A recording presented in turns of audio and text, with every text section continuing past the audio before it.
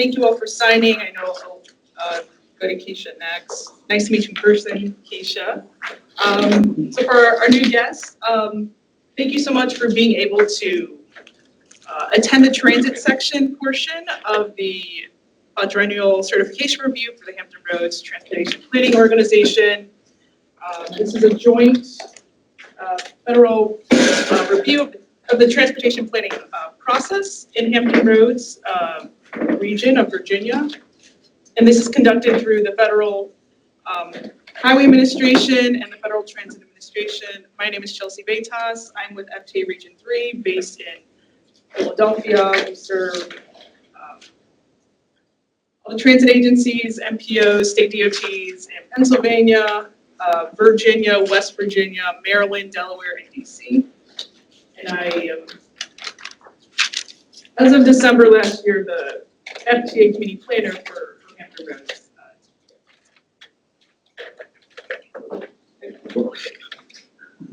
Well, I'm Ivor Rucker. I'm the statewide planner and freight program manager of the Federal Highway Administration Virginia District Office. I have been in Federal Highway representative since 2000 with this region. And Chelsea talked about certification review. When we conduct certification review or compliance reviews, we typically have two kinds. We have a full certification review and we have a risk-based certification review. In the case of this compliance review, it is a risk-based compliance review. Hampton Roads has certainly a sound record of doing outstanding work with respect to producing transportation products. The risk-based review is intended to dive in a little bit deeper into areas where we feel may involve some risk based on our review of the products of the MPO as well as the partners during our desk audit. So this is a risk-based review. It's intended to be much shorter than the full certification review with specific agenda topics identified for a reason. And in addition to areas in which we want to, when I'm going to say areas in which we want to take a deeper dive into, in many cases is to help us understand what you're doing to aid us in advancing national technical assistance. There are a lot of good things, as I mentioned, that are happening in the Hampton Roads region. You see some of those topic agenda topics on the agenda for a purpose, for a reason, and that is so that we can gather information to learn and understand and to share with MPOs around the nation some of the extremely good things that are being done in the Hampton Roads region that we're aware of simply because of our activity in the region, our activity with the state. Appreciate it.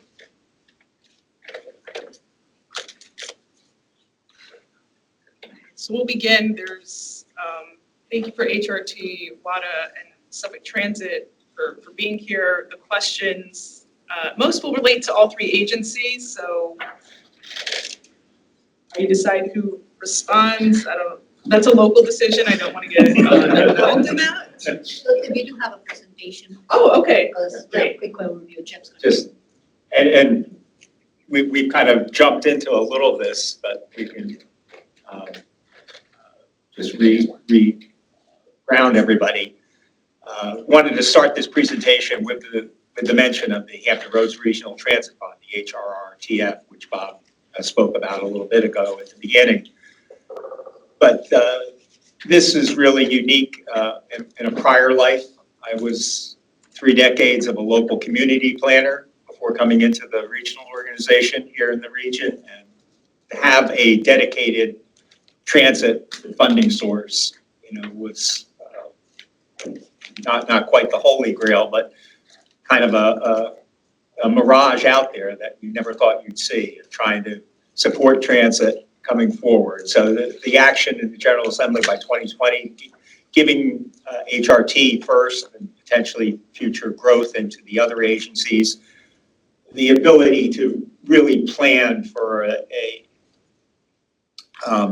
high volume transit system providing very reliable all-day service across all jurisdictions was a long-standing goal. And to have this come in place, I can't speak highly enough of what a change this is to the region as HRT now is rolling out the 757 Express service as it's known all across the region. We also talked about the HRT, Hampton Roads Transit Advisory Panel. Bob read my code, so he stole my slide.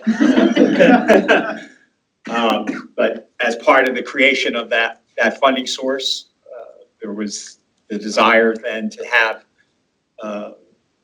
this body across, and you see the listing, higher education, military institutions, hospitals, a very broad base across the entire region. And this would be a second very unique thing, to have a standing advocacy body thinking about transit, promoting transit, getting transit into the DNA of the community as their first job, besides the funding source. To have that advocacy group is another very welcome change for those of us who've been swimming in the soup for a long time and trying to promote a more multimodal option for the community.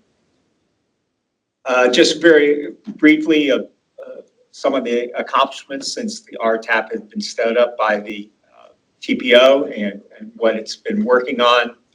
Of course, the implementation of the backbone 757 Express at HRT at the forefront, but then under that, they formed 9 different working groups around a specific kind of topics to help them promote and make this successful as the service gets rolled out.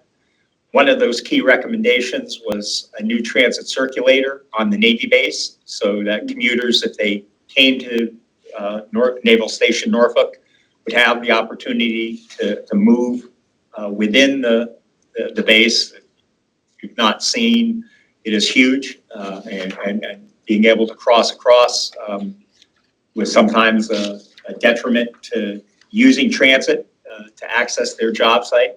But now with the successful grant application from the state, that service is now up and running. Transit advocacy, as I said, is at the forefront of what RTAP is trying to do, both in the region, but then also with our General Assembly partners. And they've been active at that throughout their existence, and they're continuing to meet and expand their work program. And to have, as I said, 50 plus people saying transit's important in Hampton Roads is something that we wouldn't have been talking about a decade ago. And certainly something that we're trying to support and promote as much as we can. Other transit-related planning activities and programs that the HRTPO stands up and supports, listed here. We'll talk about these individually, but the Regional Transit Coordination Work Group. We also have transit-related studies we support, but then we also provide ongoing support to our transit partners by committee memberships on some of their standing committees, as well as providing technical input on their specific studies, whether it be a strategic plan, some of the high capacity transit studies, or HRT now starting a system optimization plan. We provide staff support, coordination, technical input to all these ongoing. Regional Transit Coordination Work Group, I'll say that this meets quarterly on the second Wednesday of every 4th month. This quarterly quadrennial review stood on top of what would have been the RTAP meeting in August, would have been happening right now, absent this event, so we had to shift that to September. But this provides an opportunity and a forum for the staff of the 3 transit agencies to come together and just provide a clearinghouse, sharing of ideas, concerns, other things to ensure that as they're working on their individual programs, if there are opportunities for coordination, capacity type things. You could see the list of things we've talked about recently. Electronic fare payment is a growing input. WADA's been at forefront of that, HRT at the ocean front, but a lot of issues around that. There are challenges in both getting drivers as they recover from COVID and also procurement and the timelines and getting rolling stock. So this is a very good group. It's been very productive in how it meets. As I said, it's standard to meet quarterly, but then we can also call meetings as needed as specific issues or topics warrant. So something that we coordinate here at the TPO, but really to serve our transit partners, to give them this opportunity to work across boundaries. The multimodal connectivity toolkit study has been in the work program for about 2 or 3 years. This is looking at, should wrap up here early this fall, but looking at all 3 systems in terms of highest priorities for additional bus stop infrastructure, looking at both usage and then the number of access and essential services nearby to stop locations, and all that has been put into geographic maps across the whole region. The ranking of essential services, drugstore, grocery store, those types of things, was helped informed by a public outreach poll that was conducted. And then case studies will be done for a number of location, 2 or 3 for each agency as that study wraps up. And when the coordination work group gets together in September as the delayed meeting here, the draft connectivity tool study will be the primary topic of discussion for draft review before it goes out to public and final approval. As part of the RTAP work, one of the key recommendations was the assessment of environs of key bus stops to identify ways in which the subject localities and transit agencies can provide infrastructure. This is again helping the 757 Express. And so a pilot was done here at the TPO to look at 5 different locations supporting a variety of type of environments, urban, suburban, commercial, what have you. And then hopefully this being a pilot that as needed, we could apply these types of lessons learned across the system as an on-call basis. And here's an example of what came out. This was a commercial location over in Hampton near the Hampton Coliseum and the mall, and recommendations to consider as both land use and also for the bus stop infrastructure. I mentioned during the UPWP discussion, I think the passenger rail work that has been done over a number of years, you see going back to 2019 listed here, but we could even go back a little further if we wanted. But as Amtrak service has grown, coming back into Virginia, benefiting from geography, that the congestion in Washington has provided the opportunity to pull in dwell more trains overnight into Virginia, not just in Hampton Roads, but Richmond, Lynchburg, Roanoke. You've seen trying to take full advantage of that. You've seen the growth in the transportation statistics of the use of that, and the work that's been done to truly try to build upon some of that momentum that we've seen in the recent past, particularly this year in the 25 UPWP. There's going to be an analysis of some preliminary looks at some Suffolk station locations that could be made workable to potentially add service into Suffolk as the trains enter and exit the Hampton Roads region. So unique set of work, but a growing part of the transportation network in the region. And then here I'll turn it over, if we go to the transit asset management plans to the agencies. As part of the desk audit, we've provided links, but and then as well as the Keith and his team and the performance measures coordinate very closely with the transit agencies to keep that information updated in the performance measure reporting that comes out of the TPO.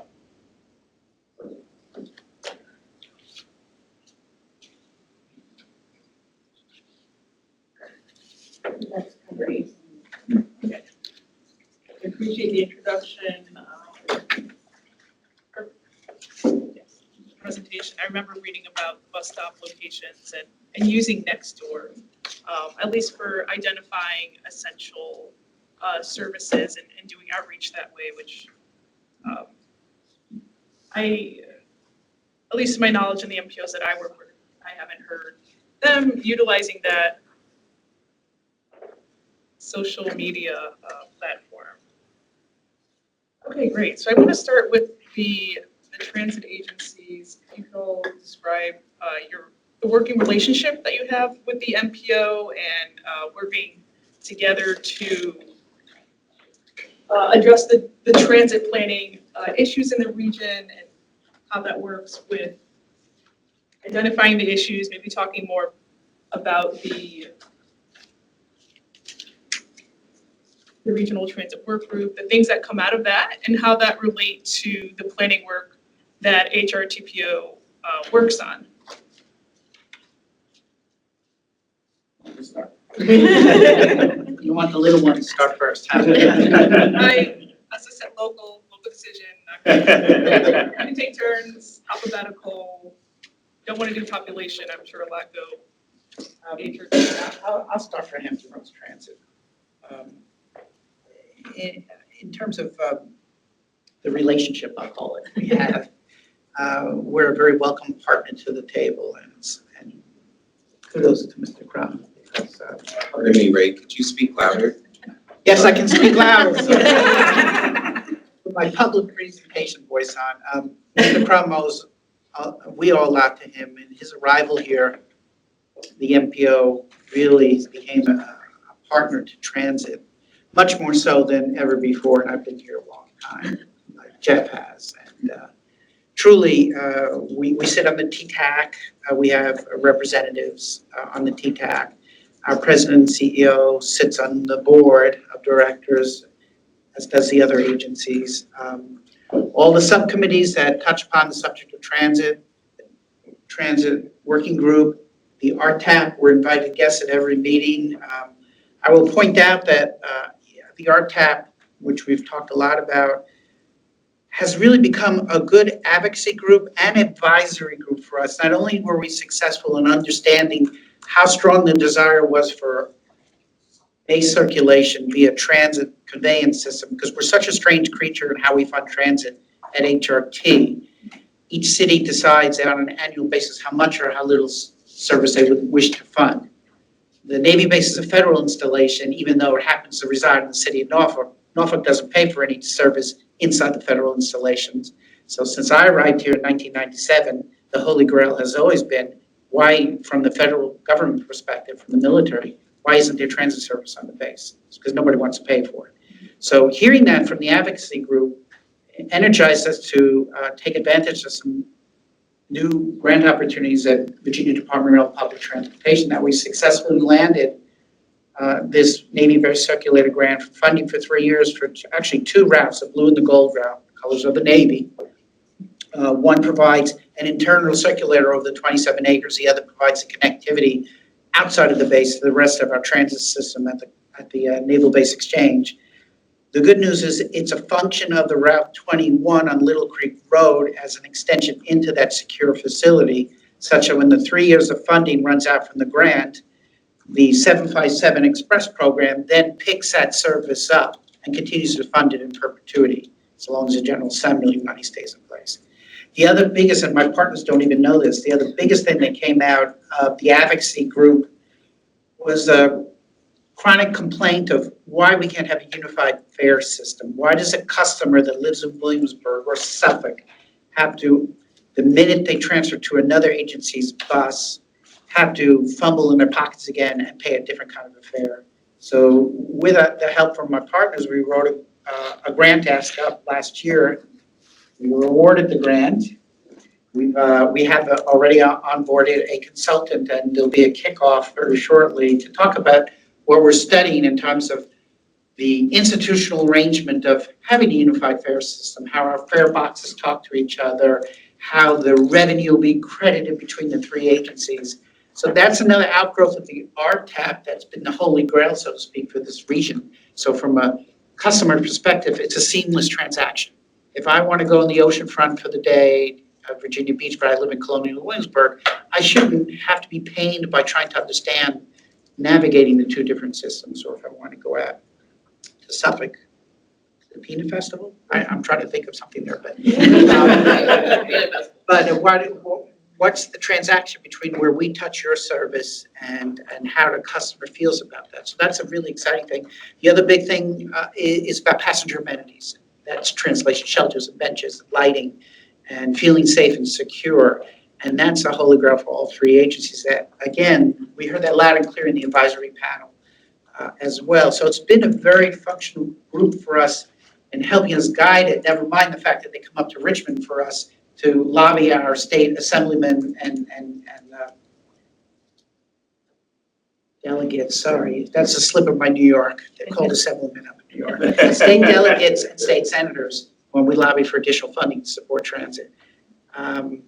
As far as the regional working group that we meet quarterly, that Jeff referenced to, that gets down to the brass tacks of things like we have an offset on schedule sometimes. Why does your bus arrive 5 minutes before, after your bus has left? And so it helps us where our touch points are at the fringes of our service district to talk about things like that, to talk about why there isn't a shelter there or there's no lighting.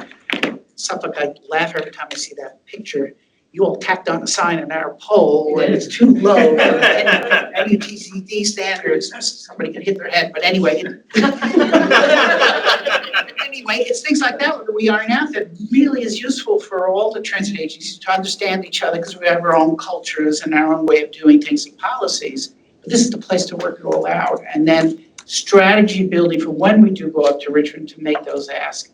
Okay, who are you bringing? Have your lobbyists adopted an agenda that's in alignment with the bigger agenda here at the TPO, but also in terms of helping each other get the needs that we want, whether it's more money for funding bus operators, because we all suffer from the chronic shortage of operators, or more money to address increasing costs of materials and supplies, general increase of transit.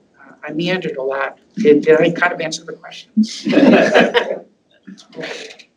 I'll jump on that, and Ray really did kind of, I think what the key point is, and just how important the working groups, the various working groups are, and sub-working groups. And what I appreciate is that it's not just me attending or Ben attending, we've got other members of our very small staff participating, and in leadership roles as well. So it's not such a TPO-centric committees, right? It really is kind of the grassroots up. And then lastly, I'll add, so I'm I think the new guy here in the transit industry a little over a year now. What I appreciate is at the TPO level, we're meeting once a month. I mean, look at the map, it's a mess, right? I mean, different municipalities. I mean, God bless HRT for what they've got to deal with, right?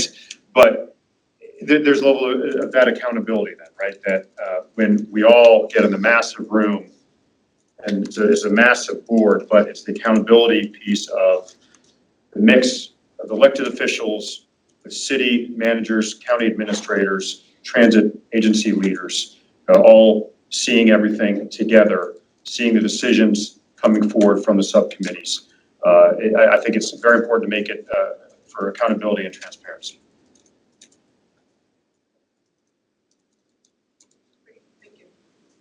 I will say when the regional coordination group started, it really helped us to not be seen so much as just WADA, HRT, Suffolk, like these three separate entities that happen to operate transit service inside of the Hampton Roads area. It really allowed us to kind of feel more like our region and not so much so separate. It makes it so much easier to work together because it used, I mean, we didn't know what HRT was doing. HRT didn't know what we were doing. WADA was doing their thing. We had no, there was no real coordination between any of us. If we were overlapping somewhere, if we had touch points where we could do things better when we're trying to perform those connections. And so even for us, Suffolk itself, it's allowed us to start thinking more on how can we connect Suffolk to the other pieces of the region. So it's not just this little, 460 square mile piece of property further away from the water and having ways to further connect people where they want to go. So, things that have come out of knowing all of this is, we're going to start a commuter route that's going to go from Suffolk to Victory Crossing to get us to HRT to have some better interactions there. And as we develop that, there'll be work with HRT to make sure that timeframes make sense. And it's not just, before we would have just created a route and said, oh, hopefully it'll work. And now we can actually coordinate these kinds of things to make sure that from the ground it's going to be something that works. So I think the regional coordination group is probably one of the greatest things to come out of the TPO, just to really help us not see ourselves as such standalone agencies, but really much more of a region of transit. Great, thank you. I did notice when I was reviewing the Unified Planning Work Programs that the Regional Transit Cooperation Working Group that came in, maybe a couple years ago, and the question was, oh, is this a new group? Who's part of it? It did reference the three urban transit agencies, and what transit coordination looked like before. And it sounds like the creation of that group really it strengthened those. It provided a platform that maybe didn't exist before. Yeah, it really did. It didn't. It was strictly relation based on how long you were here and if you knew the people in the other agency. Hey, Ray, the state is telling me I got to prepare a transit strategic plan. Do you have a go by for scope of work?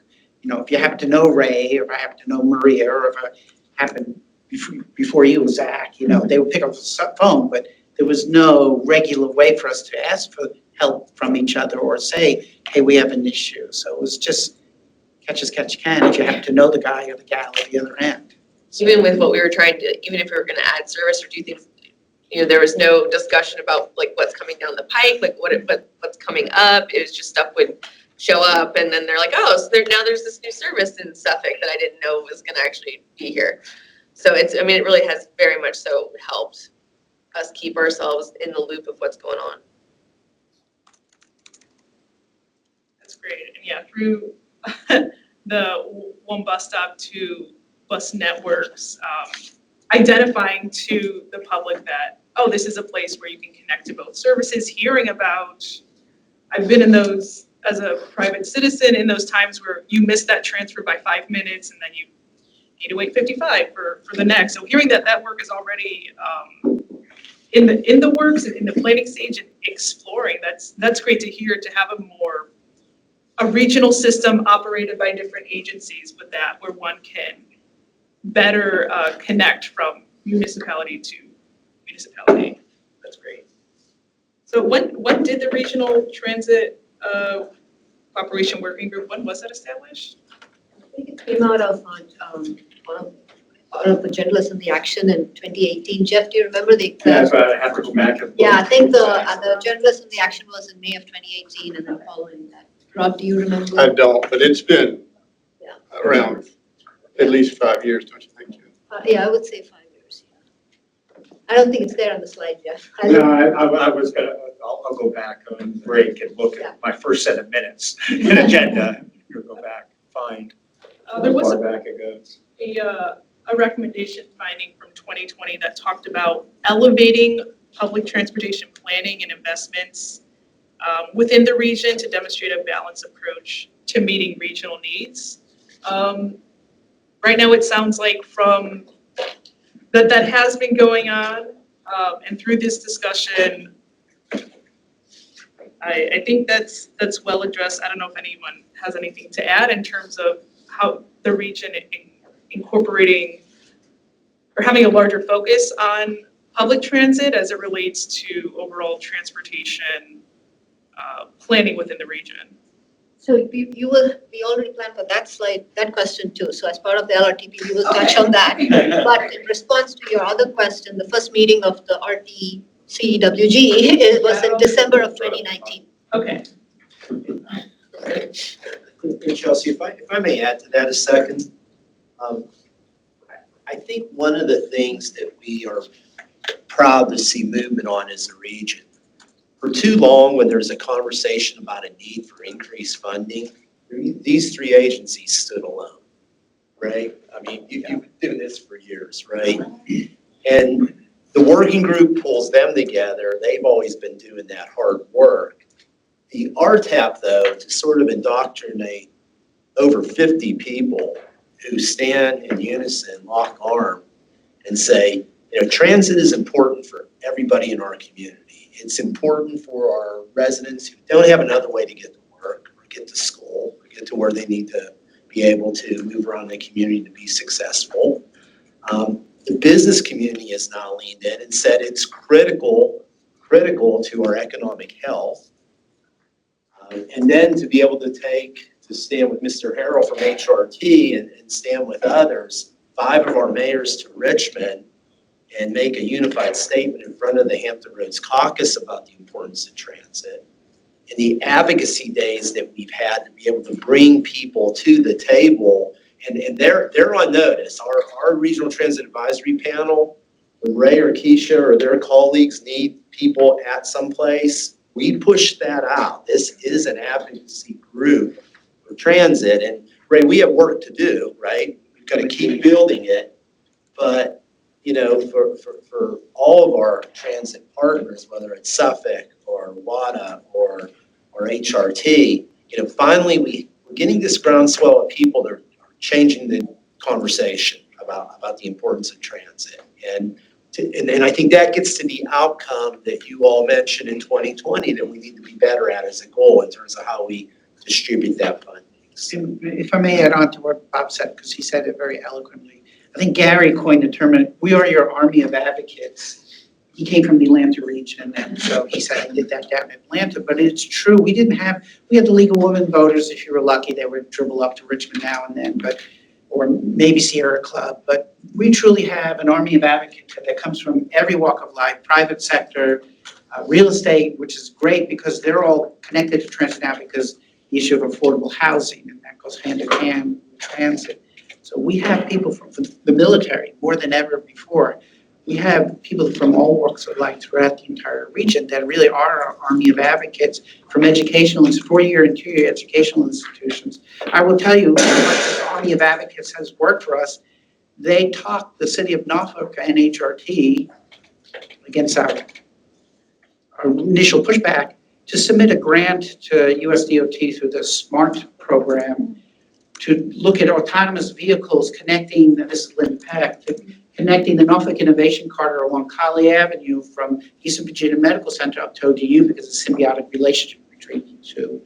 And we did apply for a phase 1 grant. We were not successful, but on our own, any of us would have initially said, autonomous vehicles, are you crazy? Not yet, but we did it in partnership because Linda Peck was part of the Norfolk Innovation Corridor, part of the RTAP, pushed us. And it really is a good thing to do in the long run. Eventually, autonomous vehicles will get there, but we intend to submit again next year in partnership with the city. So that's just a small example of the kind of things that we're getting at RTAP. Then Chelsea, if I can also chime in.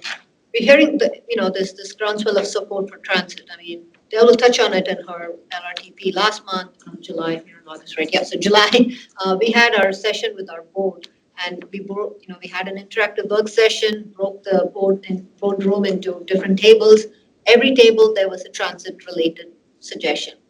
We need more transit, microtransit. So it was something that we are seeing that shift, and I think that's due to the work these agencies and the work coming together. Can you speak about RTAP and the meetings, I know that was established, they had their first meeting November 2020. And they met looking at the HRTPO website, met a good amount in 2021.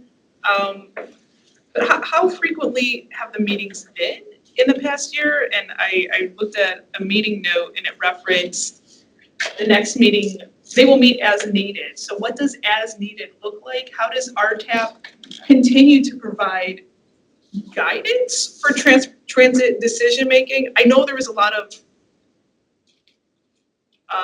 information, recommendation, advocacy upfront in those meetings, and what does that continue to look like? Do they provide that ongoing advice through formal meetings, or are there other platforms, more electronic communications and things of that like? So, and I'm hopeful you get to meet many of them tonight at the public meeting. But RTAP is on call, as you mentioned, Chelsea. They do meet on an as-needed basis. But what does that look like? So, when we get information from one of our transit providers that their presence would be beneficial, we're pushing information out to them on a monthly basis. If there's a conversation about transit, we try to get them out in the community to have those conversations. Ray mentioned about advocacy. They traveled with us to Richmond. When I say they traveled with us to Richmond, keep in mind the Hampton Roads Caucus meets at 7:30 a.m. in Richmond. 7:30 a.m. So you can imagine what time we've got to leave, right? Marcia, you know that right well. Coming this way. They met us up there at 7 a.m. Those caucuses, is that annual? Was that? The Hampton Roads Caucus meets every Thursday morning during the General Assembly session. Every Thursday morning. We put about 25 members up there in front of the Hampton Roads Caucus. And then after that day, we invited 11 individual General Assembly members from the Hampton Roads region to come into a reserved room where the RTAP expressed to them the importance of public transportation and why they needed to, because at that time, people were there were some groups trying to pull back that funding, right? We had to play some defense. And then went and broke up and did individual visits to General Assembly members. They were up there till 3 p.m. that day. That's an example. Then what we realized is we have work to do on our own turf, right? Because we have work to do within our region to continue to build advocacy. So working with HRT, we did a local advocacy day where we actually walked and rode a series of connecting buses to get to HRT. We started at a certain point in the system. They walked, they experienced what it was like to be a transit user. And then when Congressman Scott and other dignitaries ended that in the early evening with a big public meeting at HRT, where our RTAP members were being interviewed and talking about the importance of transit. We were scheduled to meet in June, but our airport got an incredible federal grant and we had to reschedule that. So now our next meeting, we need to get geared up in September. Dr. Case will be talking about the bus stop audit that Jeff discussed with you and that walkability analysis. And now we got to start looking forward to General Assembly because we're working with our transit providers and $32 million a year sounds like a lot. It's not enough. We have so much catch up to do. They need, if we're really serious, we got to continue to advocate for the expansion of funding. And what the RTAP is really effective at doing is, he mentioned Linda Peck, there's about 50 similar people like that. They are individually talking with General Assembly members, right, about this. So Chelsea, this is a bit of a different group, the way we formed it, that, yeah, the meetings are important, but this group, they really roll up their sleeves and get to work, is what we've been excited about. We'll be calling upon them and we can talk about this if you're interested in it soon enough. Not so much this General Assembly, but the next one. There is, I hate the words fiscal cliff, but all of us to one extent or another, and HRT's just order of magnitude, are facing a fiscal cliff as the last of our ARPA, CRISA, and CARES Act money dries up. The cost of a bus, the cost of parts, the cost of fuel, the cost of labor exponentially post-pandemic environment has gone up dramatically. We're kind of covering those transgressions through our last $53 million ARPA supplemental grant award, but that money dries up in fiscal year 28. And we're starting the education process with our advocates, say the big ask, not this January, the General Assembly, but the following General Assembly up in Richmond, because there are chronic shortages of operators that we all experience. It's just an order of magnitude for us. Is we need, before RTM, before the 757 Express, we need 474 operators. We have no extra board right now. We're about 424, so we use a lot of mandatory overtime. We cycle out as fast as we bring them in. They cycle out in a year and a half because the private sector can pay so much more for a CDL holder. We need to adjust our labor costs, but again, we have limited resources locally. So that army of advocates is going to be our biggest mouthpiece in the General Assembly to get the state to pay attention in this post-pandemic environment we're all experiencing, that everything has gone up.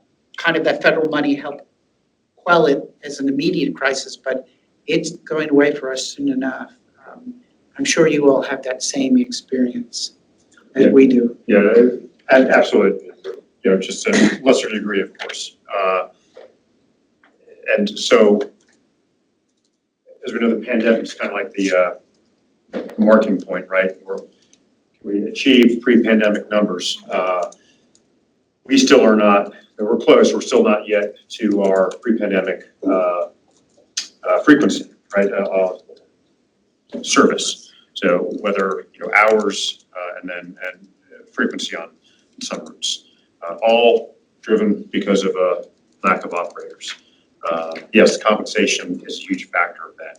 You know, the other thing that makes it, well, and I'll add for WADA, you know, we just published our strategic plan, which shows good growth really primarily through increased frequency. But, you know, to the funding piece, I've already got one county that's going to take on the brunt of it for the first phase, perhaps balking at being able to invest in that. I mean, their contributions would double in contributions, which, you know, we'd like to say that the investment, and we can show you the investment's worth it, but, you know, if, don't know where we are on the on their priorities. The advocacy is very important to achieve that. And then I'll add as well the advocacy and working with the state legislature, General Assembly on, again, expenses process for bus stop improvements. I think that was a huge success for us. HB 285 was a better bus stop bill. Anything's better with alliteration like that.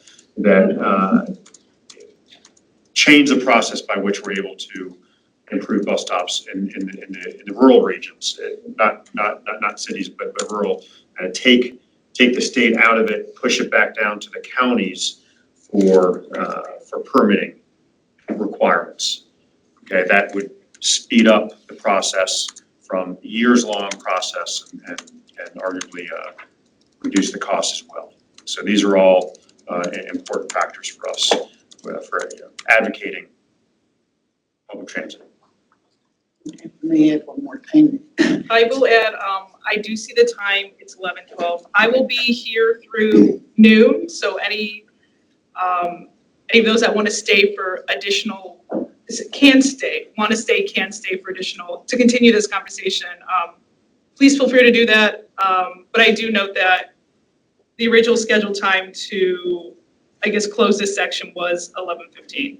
So for those who have to go, feel free to do so, but I'll still be here to listen, and we could additionally carry this conversation on later, but just wanted to bring that up. Okay. I was just going to say some of the unique challenges, chronic bus operator shortage, and yes, we always talk about the rising labor costs. And this is not a surprise to anybody in transit. It's a nationwide experience. Nobody wants to drive a bus anymore. It's a tough job, even tougher now that you have a lot of working people who have childcare issues. So you always hear, in addition to the rising cost of labor, you always hear of things about quality of life for the operators. So, why can't we have straight 8s and straight 10s? And why do we have to have split duty assignments? And that interferes with my ability to get home in time when my child comes home from school. So it's a very complicated picture, but the Army of Advocates will help us understand how challenging the environment is. The 757 Express program is a promise, is a contract, I call it, that these 13 regional backbone routes will have high-frequency service, 15-minute service all day long, Monday through Friday, seamlessly among all 6 cities that we serve. So no more we're held hostage to one city only wants to fund until 6:30 at night, the other city's funding until 2 in the morning. So, but we can't deliver because that 474 is to get back to pre-pandemic frequency levels. To get to the full implementation of RTS, I need 585 bus operators. We're at 425 today.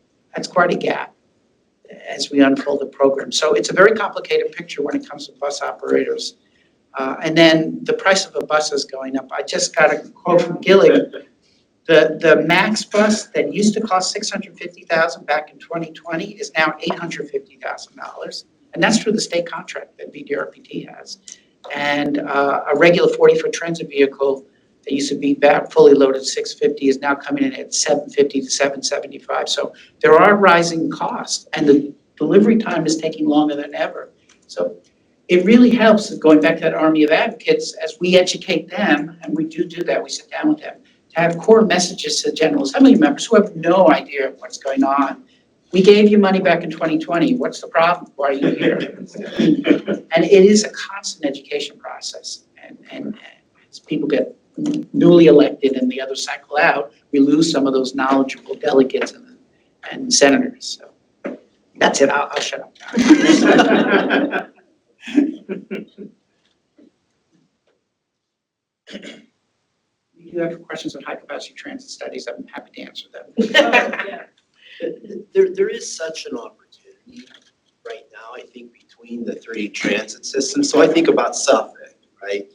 Suffolk has the 4th largest logistics park in the country, as you're very aware. It's going to be at the intersection of 460 and 58. Many of those employees are going to be looking for other ways to get to work than driving their vehicle, right?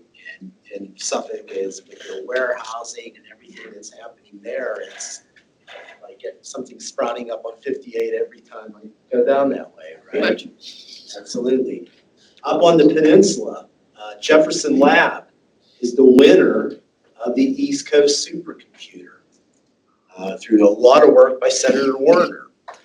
Matt, as many as 1,000 to 2,000 jobs potentially over about a 15-year period, right on Jefferson, right on one of the 757 express routes, but drawing from Matt's service area in WADA as well. And I think the timing that you have all of these transit systems working together in terms of how to connect all of that is really an exciting opportunity. Chesapeake, with what they're doing out here with the Dollar Tree Center in terms of mixed use and higher density, HRT's in conversation with Chesapeake about how you connect in to the end of the light rail system.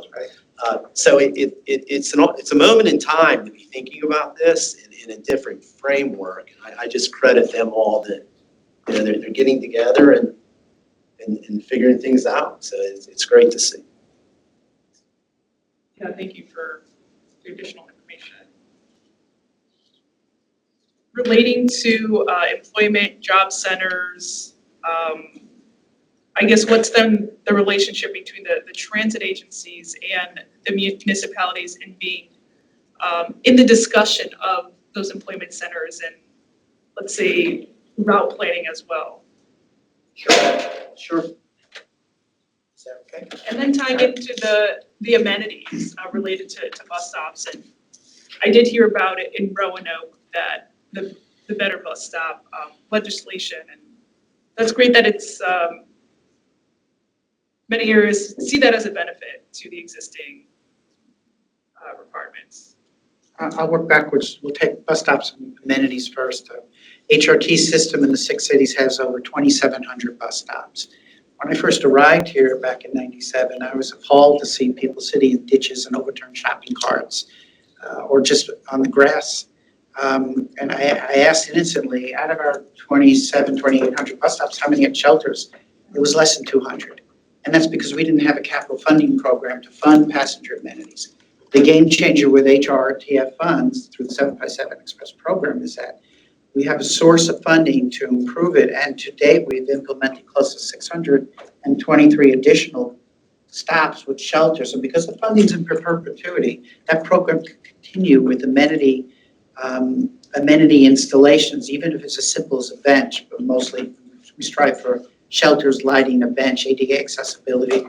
The only limiting factor is the public right-of-way, which of course HRT doesn't have control of, so we have to work with each jurisdiction through their permitting processes.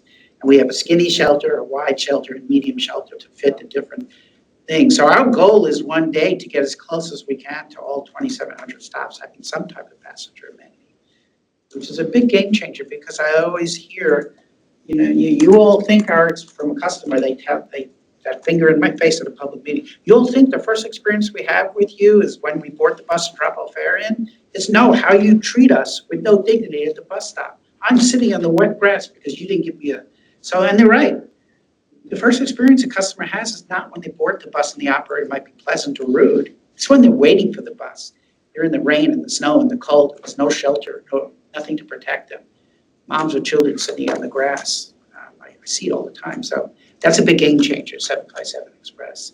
And then as far as working with the major employers, the traffics program is, which is going to undergo a name change. I'll have to call Jackson for his permission. But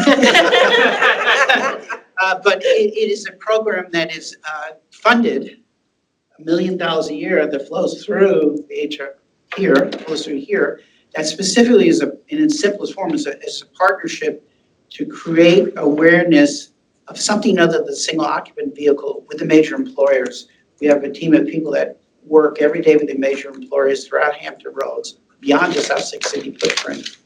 It matches the 17 jurisdictions of the TPO to talk about opportunities for van pooling, carpooling, remote teleworking, rideshare matching, working with big box areas to get a few spaces for park and ride opportunities because there's a bus stop in front of it. And working with the military, we have a military liaison that sits at the major military bases. So the traffics program is a very important partner to transit and to the HRTPO in terms of that bridge between the major employers. Of course, the Navy is the biggest employer throughout all its bases, and we are in contact with them. But HRT, as it's running its service, doesn't have the opportunity to talk to those 500-person companies on a regular basis, but the traffics program does and the personnel does. And they reside physically within the same building that we're at. So it's a great partnership and gives us that avenue into the companies that are mid-size. And then we have growing areas like Summit Point. E at the end is the $1 billion E.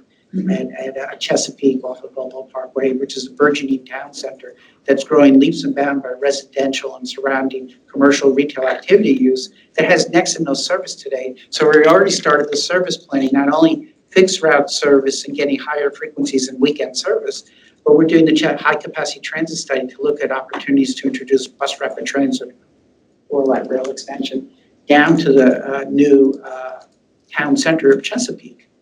The last time we looked at it was back in 2002, and there was no there at the time. But it's very different now. Chesapeake, population-wise, is now the second largest city in the Commonwealth. The only thing larger is Virginia Beach at 450,000, population-wise. So it's a growing city that has a need for high-capacity transit. High-capacity transit and working with the businesses and the city of Norfolk to look at a true East End anchor for the Tide as they reconsider the redevelopment of the Military Circle Mall, what was a Military Circle Mall greater area. We were in the middle of preparing the EA leading to a FONSI, and then Region 3 had some concerns that we couldn't pin down the end-of-line station of 2 Mile extension because the developer had pulled out and the concept had changed. So we're in a holding pattern. But Norfolk is very anxious to get that true East End anchor serving the Centerra Medical Complex that has upwards of 7,000 employees with all the medical offices around there. And then serving this 35-acre site that's going to be a mixed-use development, potentially seniors, young people, sporting venue, and one time was a talk arena, and anchoring that with the underlying light rail. What that does for the region, though, and what we hear, it's really ironic talking to general public meetings in Chesapeake. You would think the first question is, when will light rail connect us to the tide in Norfolk? First question is always, when is light rail going to Virginia Beach? And then there's the big eye roll for that. There's a long history of that. But the second question we always get asked is, when are you going to get high-capacity transit up to the Navy base? So once we anchor down the anchor station at Military Circle Mall redevelopment, we then can use that as a takeoff point for bus rapid transit connection up Military Highway. And we have to figure out how we get to the base itself. So that's just waiting for that decision by the city of Norfolk. Lots of opportunities working with those businesses. On the peninsula, we're completing up our passenger ferry feasibility study to tie the cities of Newport News and Hampton with downtown Norfolk and Waterside with a new passenger ferry. The last time we had passenger ferry service was Harborlink back in 1999 to 2002.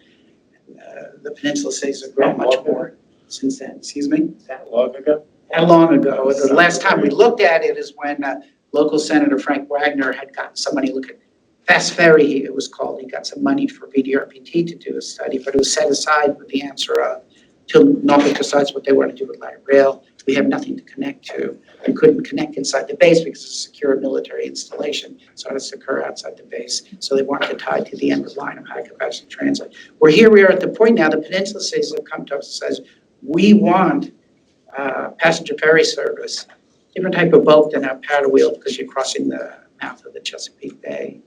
But so we are working at almost I've heard the mayor of Portsmouth, God bless him, say, when do we get light rail, Ray, in Portsmouth? Which also means Suffolk. But we have this little river called the Eastern Branch, the Elizabeth River to cross. So I don't know when. I certainly won't be here to see it. But everyone's asking for it and understanding the value of high-capacity transit. Very quick question. So earlier I mentioned, we talked about regional organizations. And I mentioned that, the term regional means something different depending on the board. You had mentioned the Regional Transit Advisory, the Regional Transit Committee, consisting of 6 members. Now, in terms of the Regional Transit Committee, you're not talking about the entire PDC region or the MPA region. You're talking specifically about 6-member jurisdictions with respect to Regional Transit Committee. I think that's in line with HRTAC. And I'm on HRTAC's website. It says Regional Transit Committee membership consists of 6 members of the commission, subject to the taxes. Yeah, could you talk about that committee and how often they meet? So you have a couple moving parts there. Yeah, that's where I was going with it. And that, I appreciate you saying that because now it gives me a better understanding.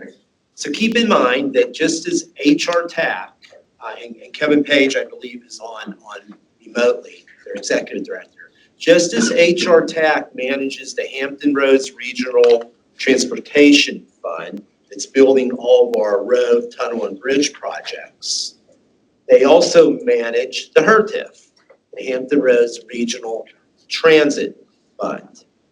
And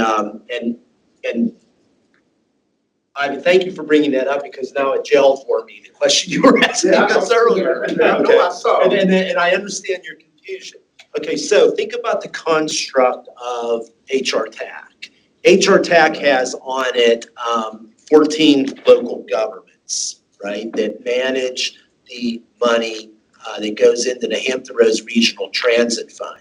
And for the HRTIF, the transit fund, it only applies to the 6 HRT localities. That's the region. Yes, sir. That's the entire region. That's right. So what HRTAC had to do was establish that transit group you're talking about as a subcomponent of HRTAC to make decisions about the funds that they push through to HRT. Okay, and Kevin, if I How may. often do they meet and what's the Yeah, so Kevin, could I call on you to talk about that, that organizational infrastructure here for everybody? Chelsea and Ivan, I think you know, but this is Kevin Page. He is the executive director of HRTPO. So Kevin, would you mind discussing that just a little, please? Sure. Yeah. Thanks, Bob. And it's a direct balance between the Code of Virginia and also how we engage our regional transit, HRT, and then obviously more importantly to the discussion today is how the region is engaged in not only highway but public transportation and how we ensure that we get there. The Code of Virginia, when the General Assembly created the Hampton Roads Regional Transit Fund, specifically identifies that, and again, the regional monies is 20%, $20 million comes from our statewide recordation tax revenues off the top. So that's one lump sum payment transfer to HRTPO. But there's also two taxes that are imposed on, very similar to regional tax. I mean, you did a great job talking about HRTF. Now, the HRTF, we have the transient occupancy tax, and also there's a grantor's tax as well. It's applied to 6 cities. Now, for the appropriate representation of the decision making by elected officials, it was a state-imposed tax, which meant that we had to have a committee created of the 6 cities that are taxed by the General Assembly, because it is a state-imposed tax. And in doing that, we called it the Regional Transit Committee. And that's not an ad hoc committee. That's actually in our bylaws that sets and establishes that pace of the determination of the projects, which are all, there's one checkbox, and Ray, you might have mentioned this. I apologize. I was on another phone call a few minutes ago when you were giving your great comments because I caught some of them. But it is the strategic plan, the long-range strategic plan of the transit system that our projects are born from. Say, HRT makes application to HRTPO, and then and by code we're looking at at that plan that comes from HRT that's been fully vetted through their process, and also how obviously it runs through Dale Stiff and the grouping over at the TPO. So that's our regional transit committee. I know it sounds a little confusing, but on our side, that's how it works. And then our finance committee is in charge of setting up the 6-year program and long-range plan finance, which we run through our finance committee, which is also represented by the 6 cities as well. So Ivan, I hope I've covered that for you and your colleague from FTA, who I have not had the pleasure of meeting yet, but you speak very well, and I have appreciated the conversation you all have had today. So, Bob, thanks you for asking me to kind of weigh in on this. Kevin, real quick follow-up question. What I'm hearing is that the Regional Transit Committee is maybe plays an advisory role with respect to. I could be incorrect, but I think it's a standing committee. And it's more than the committee is an advisory role, but when the actions are taken by the commission, you can go look at our agendas. It's only the 6 cities of HRT that actually vote in those monies because of its restrictive applicability through the Code of Virginia. Do you know when was the last time that committee met? When we set up the program, I guess it was December a year or so ago. I'm trying to remember. Forgive me for that. It's kind of a whirlwind. And the only time, I'm sorry, go ahead, Ivan. No, Kevin, I'm seeing December 1, 2020. Yeah, 2020. That's when it was. When we set the program up. So they have. And the reason we haven't had a meeting since then, Ivan, is that we've carried it to the full board with the 6 cities conducting that vote in a higher level setting. The Regional Transit Committee was set up in the bylaws to kind of address issues, set policy recommendations, and things of that nature, which is rolled in through the actions of the commission. So we're at a somewhat higher level now. We do use the Regional Transit Committee, as you saw, to help set up, establish program, get the guidelines in place in our direction. And then from there, we've carried the vote from more of the advisors are still there. That advisory role is still there, but due to the applicability of where we are, we've taken it to the higher level, which is the full commission meetings with the 6 cities taking the vote independently at that meeting. It's a little wider bench of exposure, Ivan, we felt. Appreciate it. Thank you. Thank you, Kevin. Yeah, no problem. Good to see you again, Ivan. Likewise. I'll be around if y'all need me. Otherwise, I'm going to be in the background here, okay? So Ivan and Chelsea, so that sort of creates the big picture of your three transit groups. Yeah, that was my question. There's the working group, there's the RTAP.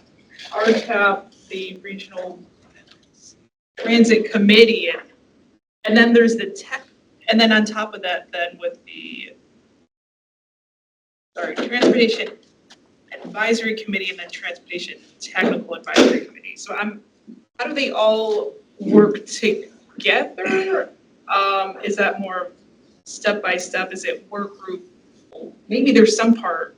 I'm interested too, like the work group, the work between the transit work group, between the 3 transit agencies, and then the regional transit committee, and then that in relation then to the technical advisory and then the technical committee.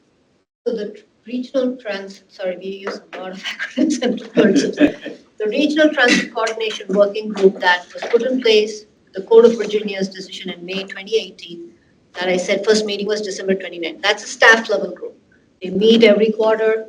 That's more staff discussion. HRTPO staff? Or That's general? HRTPO staff play the role of facilitating, where they send out the agenda and bring everyone, but it's the transit agencies, HRT, WATA, and Suffolk staff coming together to talk about unified fare payment, any of the other issues that they run it. That's a staff level committee or a working group. It's The working group, Yeah, okay, right. working group, okay.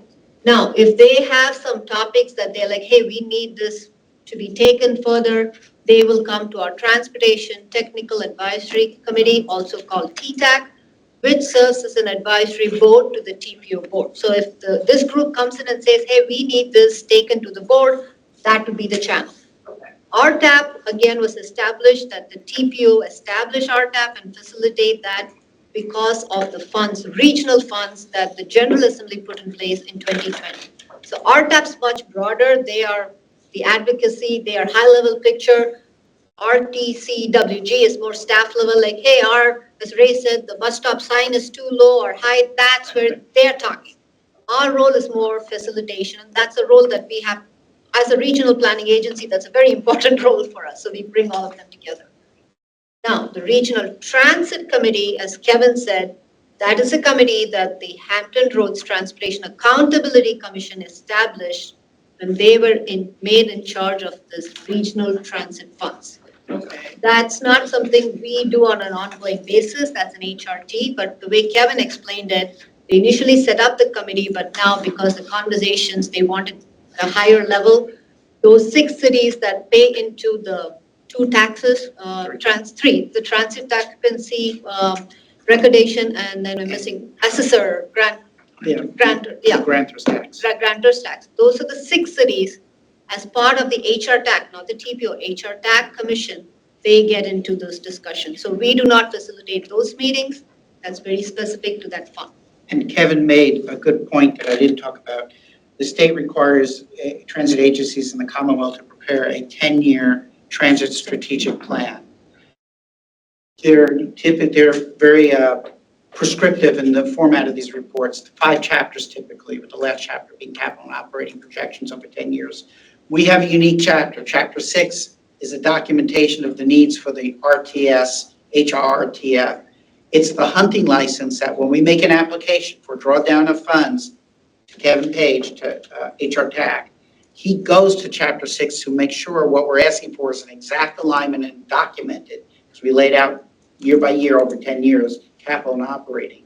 And it's in alignment with what's documented in our Transit Strategic Plan, Chapter 6. So that's what he was making reference to. And I asked my colleague back at the office, since HRTF funding was made available, we've made 6 applications to date, totaling $162 million, of which we've invoiced $62 million. And that's a mixture of operating and capital projects. If I'll also add all this, then his Chapter 6 as well as you know, the HRTF comes back into Dale's long-range planning process. That strategic plan is appropriately referenced in the long-range plan documents. So those facilities, services all then tie back into the regional plan as well. And if I may add one quick thing, the underpinnings of all that, though, is the structure that we've set up now. So when you look at all of these transportation projects, so $5.8 billion that we're paying for, we don't have enough money to pay cash. We are, well, I say we, Kevin stays up all night finding the best investment strategies, stretching the money we're financing it. Thus far, there's not enough money in the Hampton Roads Regional Transit Fund to do that. But if we get enough money to do that, we now have the ability to finance for transit projects with the construct that Kevin talked about, just as we are for road projects. We just need to get more money in that mill, if you will. And then that gives us more flexibility looking long-term in terms of how we finance transit. So, the good news is we finally have that type of structure, and here's the master taking $1 and making it 10, Kevin. Hey, Bob and Ray, you might want to chime in on this too. I'm sorry I have to jump back in here, but you can tell I'm pretty passionate about what we're doing here. The other thing to celebrate here is that since there is money, which is a good thing regionally, and we've started this 757 Express, what we did at HRTAC, working with HRT, is that we felt like as we were adding new service that we had to have the sustainability for the maintenance of effort for continued operations. If we put a bus on the street with HRT, we've got to be able to fund the operations maintenance and obviously where that improvement goes. And Ray, you might nod your head on this, but in our 6-year program and in our long range 2045, we carry operations and maintenance out into the future to show what the baseline is. So if we have, Ivan, you can go look at our 6-year program we adopted in June, the commission did, you'll see O&M carried out all the way through 2030. And that's so that the people that are going to be reliant on the new services and users of it and that connectivity have the sustainability and the confidence that that money will be there in the future because we're programming it today. In terms of making, disbursements, from an HR tax standpoint, our HR tax also reviewing transportation plans and programs as part of the disbursement process. I'm sorry, could you As part of the funding process, especially in terms of disbursements of any monies, our members of HR TAC also consulting with plans and programs that are developed by regional bodies as part of the disbursement of funds. Or they just, how are funds dispersed? They just disperse them. Very, very good point. So we follow the same process. And, as Kevin and I described, we identify, we plan, we prioritize through our LRTP process. And then obviously the transit agencies inform that process. They're putting those projects into that system, either through our LRTP or through TIP amendments, et cetera, as funding becomes available. And then HRTAC, they fund. They're the funders. So they're consulting and reviewing the documents that have been prepared, in this case by maybe the transit agencies, in this case with this new transit funding and or the MPO. But the documents are reviewed for consideration of disbursements and funding by the HRTAC. Absolutely. HRTAC won't touch anything that's not consistent with our LRTP or we're not prepared to put within our TIP. So that coordination is critical. And I think, Ivan, that's one thing that we really focus on is respect for the federally designated planning process.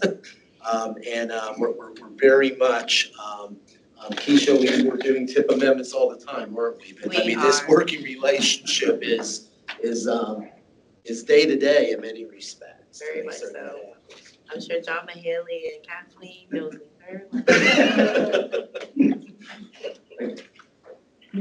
I wanted to follow up with the Hampton Roads Regional Transit Fund. So in the UPWP, the Unified Planning Work Programs, the funding that is programmed and that has been for past years has been around $31,000. So those plans are for, I guess, how are those funds used?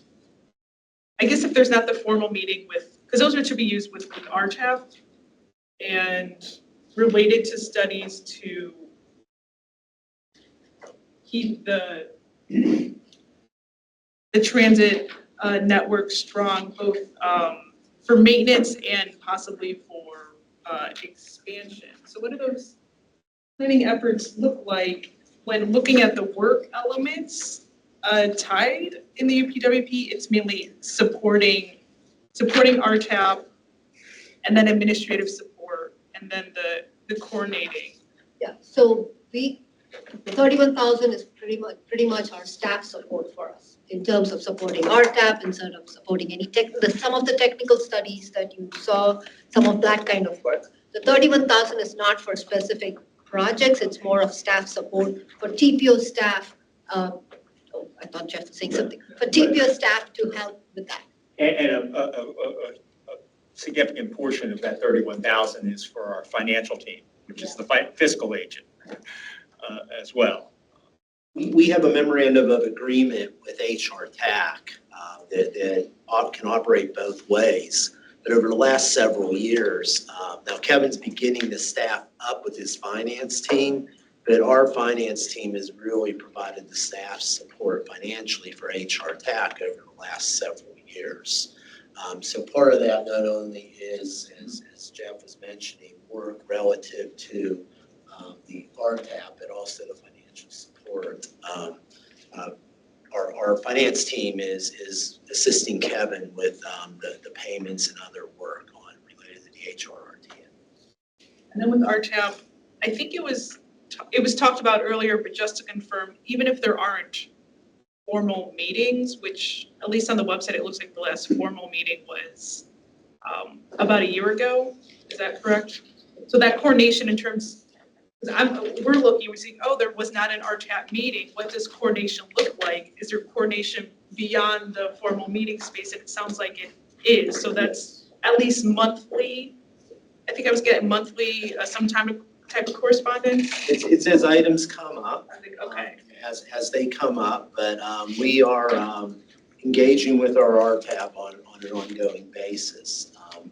So we have one scheduled for June, but we had to reschedule it, but we'll be bringing them back together in September as we head towards General Assembly, and we got some great work to share with them on the bus stop walkability analysis as well.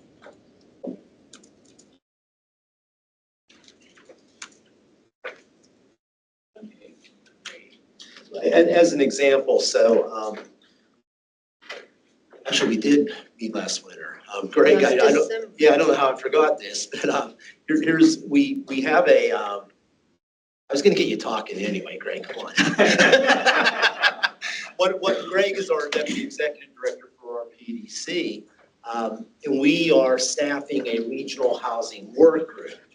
So in the wintertime, we had the regional housing work group invite the RTAP to one of their meetings because, as we all know, significant intersect as you're talking about affordable housing and people having to drive to qualify for housing, and then how that relates to our regional transit network. So we had a really engaged conversation, and that's just an example, Chelsea, of how we engage them. Sometimes it's their meeting, sometimes we're bringing them to another group's meeting, but That was RTAP that attended? Yes, Okay. yes. And the people from Virginia Housing who was there said, frankly, they had never seen such a multidimensional conversation about housing and bringing in not only business community, but transit. So those are the type of ways that we engage. And Greg, I don't know if you wanted to add to that. I mean, it was a fantastic meeting, to be sure. I think, one of the things that when I'm listening to this discussion, Virginia is unique with the independent cities and counties and just the structure of the state with, annexation essentially effectively prohibited since the 60s. We're kind of a strange animal in Virginia and a strange animal in Hampton Roads. So the meetings that we set up, the regional meetings, I think one thing that these organizations understand is if you want continued participation at the meetings, people to show up in person, especially at the public meetings, there's got to be a lot of meat on the bone. And when we had this meeting with the Housing Working Group, it was a fantastic meeting, but we want to make sure that there's a reason for people to drive sometimes the hour and a half to show up here to attend. And so the meeting, how often, how frequently we meet, it's kind of dependent on, do people have a reason to drive 3 hours of their day to attend a meeting here in person? And that one was very well attended and was a very solid meeting. Is that allowed to be virtual or is that through the statute? We do virtual, but I'll be honest, again, advocacy group, most of our RTAP members, they like people to be at the table and have the conversations, and I respect them for that. But the other one that I failed to mention was out in Suffolk where we did the Transit Means Business Forum that RTAP was a huge part of. This was our Chambers of Commerce convening this meeting about the importance of transit to economic development, business recruitment, and what it means to business leaders. And Mr. Harrell was a big part of that, and I facilitated a panel. But that was a bit of a remarkable day, right? There were different people in that room talking about transit that we've had before. So those are two examples, Chelsea, of where we maybe didn't, we didn't have a separate RTAP meeting, but they were very much engaged. Is that documented somewhere in terms of RTAP's involvement and what meetings they've been to and even trips to Richmond? We could provide you that info.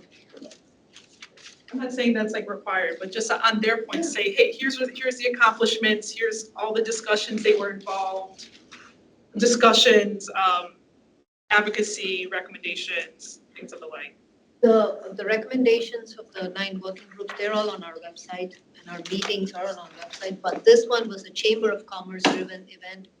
We shared the information with RTAP, so but the 9 working groups, Bob's handing you, and it's on our website. Yeah. Yes, that was their initial report, but I think what you're asking for is since then, and we could definitely put that together. Okay, great. Because there was that. A better copy. Suffolk Means Business, they were also hearing about the regional housing work group, like, hey, they were there. So it's like, here's just something to document to show, like, yes, they are providing that guidance and advocacy, even if not a formal meeting is scheduled. Okay, great. I do see the time. There's 10 minutes until the Community Advisory Committee meets. Thank you so much. Thank you all for your time. Appreciate those from different grant agencies. I think you've got my email in terms of following up. If anyone has any questions, really. Thank you.